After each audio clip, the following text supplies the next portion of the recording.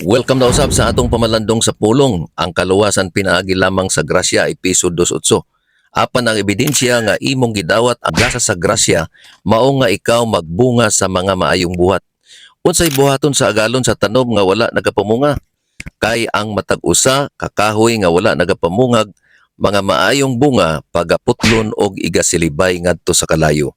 Mao na ang atong mabasa sa Mateo 7:19. Ang tawo nga nagadawat sa gasa sa grasya sa Dios nga nagapadayon gihapon sa pagsupak sa iyang kabubuton mo paingon sa disgrasya. Sa Mateo 19:17, unsa ang tubag ni Kristo sa batan-ong dato nga nangutana kung unsa ang iyang himuon aron makasulod sa gingharian sa mga langit. Kung gusto ka makasulod sa gingharian sa mga langit, tumana ang mga sugo. Og sa pinadayag 14:12 atong mabasa, aniya ang pailob sa mga linuwas. Kini sila mao ang nagabantay sa mga sugo sa Dios og adunay pagtuo ni Hesus. Dinhi na lang usa kita kutob sa atong pamalandong sa pulong.